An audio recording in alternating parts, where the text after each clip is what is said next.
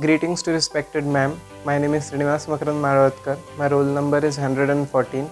I am pursuing first year diploma in mechanical engineering, and my topic for applied mechanics micro project is simple axle and wheel and differential axle and wheel.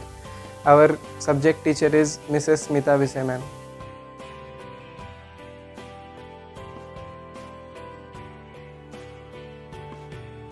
Applied mechanics micro project. Topic of my micro project is simple axle and wheel and differential axle and wheel.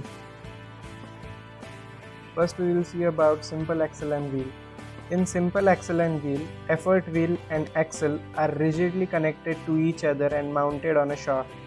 A string is mounted round to the axle so as to lift the load W, and another string is wound round the effort wheel in opposite direction so as to apply the effort that is denoted by P, as shown in the figure below. Generally, simple axle and wheel is used in rural areas in wells to draw water. Velocity ratio of simple axle and wheel. Let us consider W is equal to load lifted, capital P is equal to effort applied, capital D is equal to diameter of effort wheel, and small d is equal to diameter of load wheel. When the effort wheel complete one rotation, the effort moves down to a distance equal to circumference of effort wheel, that is pi d, that is circumference of a circle, and simultaneously the load moves up through distance equal to the circumference of load axle, that is small pi d. Now we will find velocity ratio. As you know, velocity ratio is equal to distance traveled by effort upon distance traveled by load, that is pi capital D upon pi small d. By cancelling pi, we get velocity ratio is equal to capital D upon small d. Now here comes our second topic, differential axle and wheel. Differential axle and wheel is the further modification and improvement over the simple axle and wheel. It consists of load axle made of bigger axle of diameter D1 and smaller axle of diameter D2, rigidly connected, and effort wheel of diameter capital D. Since the load axle is made up of two axles of different diameters, it is called as differential axle and wheel. Differential axle and effort wheel is mounted on same shaft which is supported on ball bearings. Differential axle and wheel mechanism. A string is wound around the effort wheel so as to apply the effort that is denoted by P.